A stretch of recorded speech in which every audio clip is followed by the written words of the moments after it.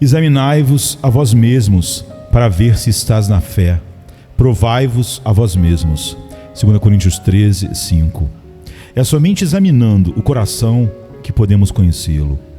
É somente conhecendo o coração que podemos reformar a vida. Qualquer observador descuidado, de fato, quando seu relógio dá errado, pode ver que ele faz isso olhando para a placa do mostrador, mas é apenas um joalheiro que o desmonta e examina cada mola e cada roda separadamente e que, verificando as causas precisas da irregularidade, pode consertar a máquina e restaurar os movimentos obstruídos. Dr. Brown observou que é uma excelência peculiar da natureza humana e que distingue o homem das criaturas inferiores, mais do que a própria razão, que ele possa refletir sobre tudo o que é feito dentro dele. Pode discernir as tendências de sua alma e está familiarizado com seus próprios propósitos. Nada nos mostra mais claramente que criaturas fracas e vacilantes somos do que a dificuldade que encontramos em nos fixarmos no próprio autoescrutínio que havíamos decidido deliberadamente. Como o imprestável imperador romano, retiramo-nos para o nosso próprio quarto sob a aparência de uma ocupação séria, mas de vez em quando podemos ser surpreendidos, se não por apanhar moscas, mas em perseguições quase tão desprezíveis. Alguma ninharia sobre a qual deveríamos nos envergonhar a qualquer momento se intromete nos momentos dedicados ao pensamento sério. A lembrança é interrompida, toda a cadeia de reflexão rompida, de modo que os elos dispersos não podem ser novamente unidos. E tão inconsistentes somos nós que às vezes não lamentamos ter uma pretensão plausível de interromper o próprio emprego em que pouco antes tínhamos assumido o dever de nos envolver. Por falta desse conhecimento do coração, permanecemos em total ignorância de nossa incapacidade de enfrentar com alegria até mesmo as provações comuns da vida. De fato, por essa negligência, confirmamos essa incapacidade. Temos apetites para controlar, imaginações para restringir, temperamentos para regular, paixões para subjugar. E como pode esse trabalho interno ser realizado? Como nossos pensamentos podem ser mantidos dentro dos devidos limites? Como pode ser dado um equilíbrio adequado às afeições? Como pode o coração do homem ser preservado da insurreição contínua? Como pode ser mantido esse poder restritivo, se essa capacidade de discernir, se esta faculdade de inspecionar não se mantém em exercício regular? Sem disciplina constante, a imaginação se torna ilegal, a consciência um rebelde desonrado. Este olho interior, este poder de inspeção nos é dado para uma vigilância contínua sobre a alma, de uma vigilância incessante sobre seus movimentos interiores, essas sementes frutíferas de ação, esses princípios prolíficos de vícios e da virtude, dependem tanto a formação quanto o crescimento do nosso caráter moral e espiritual. Um olhar superficial não é suficiente para uma coisa tão profunda. Uma visão instável não basta para uma coisa tão vacilante, nem um olhar casual para uma coisa tão enganosa quanto o coração humano. Uma inspeção parcial de qualquer lado não será suficiente para um objeto que deve ser observado sob vários aspectos, pois está sempre mudando de posição, sempre mudando de aparência. O coração humano é a mais enganosa de todas as coisas e desesperadamente perversa. Quem realmente sabe o quanto é ruim? Devemos examinar não apenas nossa conduta, mas nossas opiniões. Não apenas nossas faltas, mas nossos preconceitos. Não apenas nossas propensões, mas nossos julgamentos. Nossas ações em si serão bastante óbvias. São nossas intenções que exigem o escrutínio. Estas devemos seguir até suas fontes mais remotas, sondar até seus recessos mais profundos e rastrear seus aspectos mais desconcertantes. E para que não perambulemos em nossa busca na incerteza e na cegueira, façamos uso dessa pista orientadora, fornecida por sua palavra e por seu Espírito, para nos conduzir pelos meandros desse labirinto. O que eu não sei, ensina-me. deve ser nosso pedido constante em todas as nossas pesquisas e sondagens do nosso próprio coração. Nem o exame deve ser ocasional, mas regular. Não tenhamos grandes atrasos, mas liquidemos nossas contas com frequência. Pequenos artigos serão executados em grande quantidade, se não forem eliminados. Mesmo nossos melhores dias, como podemos escolher chamá-los, não terão passado sem fornecer suas falhas e pecados.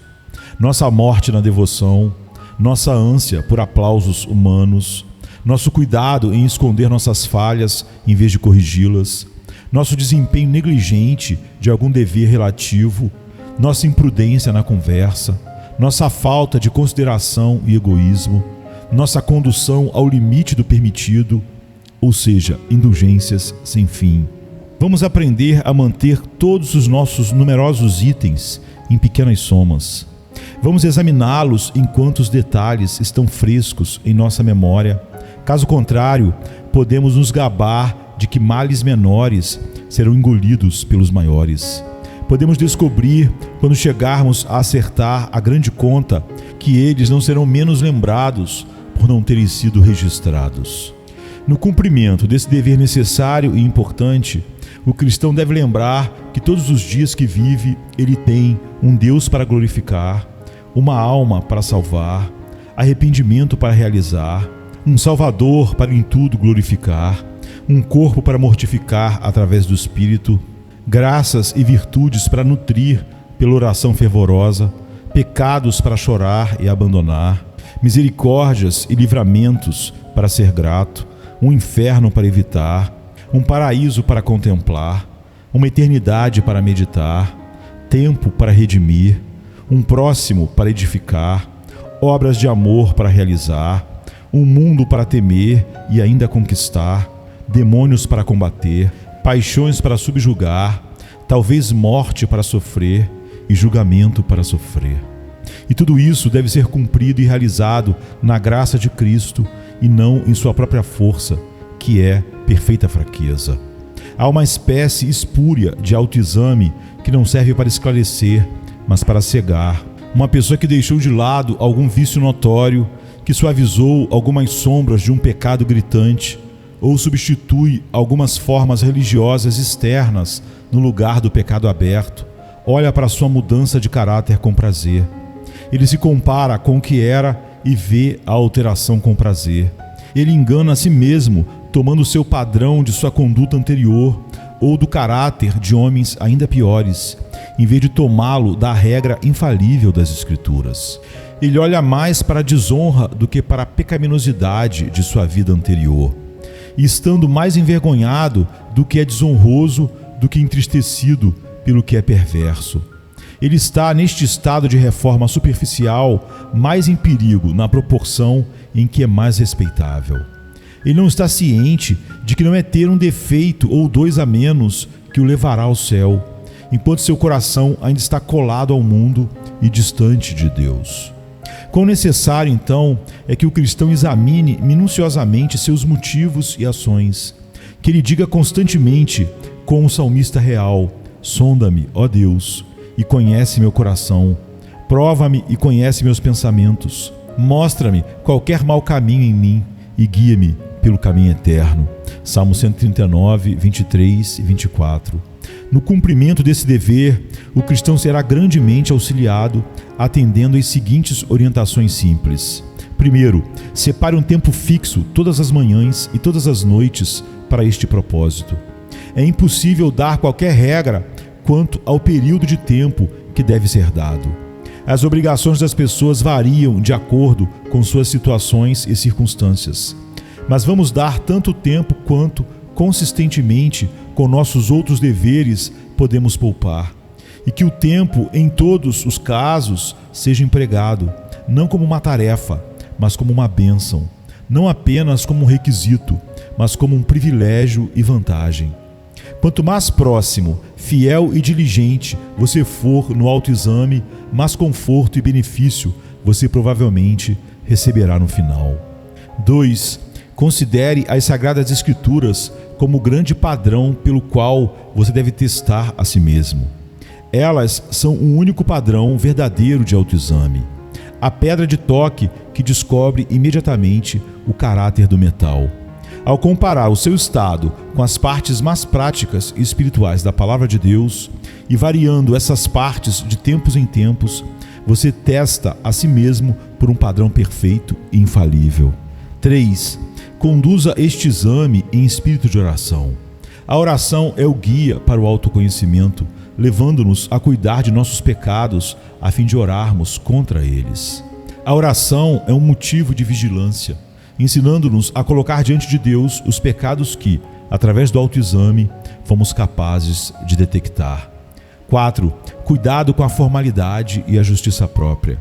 Embora seja nosso dever sagrado nos proteger contra o cometimento do pecado e nos manter imaculados do mundo, ainda assim, não é nossa vigilância contra o pecado ou nosso cumprimento de qualquer dever espiritual, por melhor que seja, que nos constitui como genuínos cristãos. Pois depois de tudo o que fizermos ou podemos fazer, somos apenas servos inúteis. Devemos odiar o pecado porque é odioso aos olhos de Deus. Devemos buscar ser libertos do domínio do pecado pela oração fervorosa e depender somente para a salvação dos méritos e justiça do Senhor Jesus Cristo, que é enfaticamente denominado Senhor, justiça nossa. Pois toda dependência de nossas próprias boas obras só provará um meio de ilusão e perigo para nossas almas. Perguntas para o autoexame. Manhã. 1.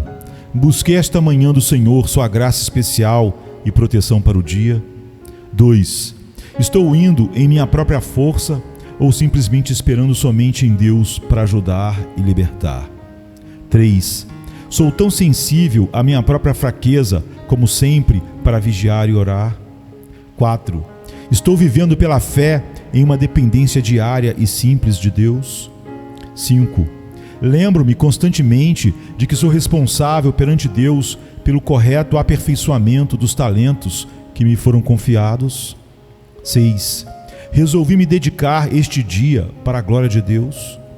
7. Estão todas as faculdades da minha alma empenhadas em prestar um serviço afetuoso, inteligente, sincero e resoluto? 8. Resolvi, na força de Deus, abandonar todos os pecados, por mais caros que me sejam, particularmente meu pecado que me assedia, seja orgulho, inveja, malícia, cobiça, impureza, medo do homem ou qualquer outro pecado? 9. É meu desejo constante abster-me da própria aparência do mal e manter-me limpo das manchas do mundo? Noite. 1. Esta manhã fiz minhas resoluções de andar de perto com Deus, na dependência de sua assistência graciosa. 2. Eu hoje apresentei petições contra meus pecados que me assediam. 3. Que pecados cometi e quais deveres omiti hoje? 4. Que misericórdias recebi neste dia? Respostas à oração, libertação do mal, bênçãos comuns ou notáveis? 5. O que fiz hoje para a glória de Deus ou para o bem de meus semelhantes? Que oportunidades eu negligenciei de promovê-los? 6. Fui capacitado neste dia para tomar a minha cruz de boa vontade? 7. Tenho observado hoje contra os primeiros levantes de orgulho e mentalidade mundana? Guardei-me contra a aparência do mal? 8. Mantive uma dependência viva e humilde da influência divina no dever e nas emergências do dia? 9. Com que sucesso encontrei os pecados aos quais minhas circunstâncias ou constituição mais me inclinam? 10.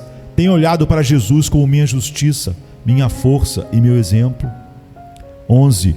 Como melhorei e redimi meu tempo neste dia? Fiz algum progresso espiritual? Meditei hoje na morte e julgamento? Tenho andado com Deus? 12. Tentei hoje mortificar o pecado? 13. Tenho orado? E como? Li as Escrituras? E como? Questões gerais. 1. Penso muito e frequentemente em Deus e sou zeloso por sua glória? 2. Desfruto da comunhão com Deus quando oro a Ele ou desejo isso? 3. Eu me esforço para me tornar como Ele. 4. Estou desejando e buscando ativamente o bem de todos ao meu redor, assim como desejo o meu próprio. 5. Meu amor pelos outros é como o de Cristo por mim. 6. As misérias dos outros suscitaram compaixão e esforços para aliviá-los. 7. Estou buscando a salvação de meus semelhantes. 8. O pecado é odioso para mim. Eu o detesto como o pior de todos os males. 9. Tenho um costumeiro pranto pelo pecado. 10. Senti profundamente minha corrupção e culpa diante de Deus. 11. Acredito que o Evangelho é o único e indicado caminho completo de salvação, ou tenho esperança em outras coisas para minha paz, alegria, felicidade e identidade. 12. Eu descanso na única esperança de perdão, redenção através do sangue de Cristo. 13. Estou acreditando tanto em Jesus, a ponto de confiar nele como meu Salvador todo suficiente, e não buscar salvadores em minhas posses, realizações, amigos, cônjuges e família, de tal maneira que estou satisfeito e sou completo em Cristo. 14. Sou verdadeiramente grato a Deus por sua grande salvação. 15. Estou evidenciando isso pelo cuidado de agradá-lo em todas as coisas. 16. Atribuo tudo o que tenho e sou a Ele, e como resultado sou humilde em mente, afeto e conversação. 17. Os sofrimentos de Cristo pelo pecado afetam meu coração com tristeza piedosa. 18.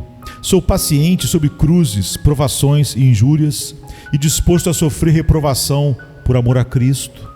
19. Submeto-me silenciosamente às aflitivas dispensações de Deus. 20. Tenho fome e sede de justiça. 21. Desejo sinceramente obter aquela justiça que é pela fé somente em Cristo, não tendo nenhuma justiça própria. 22. Estou trabalhando para espalhar o Evangelho da paz. 23. Procuro conhecer mais a Deus por mim mesmo e difundir seu conhecimento pelo mundo. 24. Resignei-me à vontade de Deus, fazer-lhe sofrer ao prazer de sua vontade soberana. Examinai-vos a vós mesmos, para ver se estás na fé. Provai-vos a vós mesmos. 2 Coríntios 13, verso 5.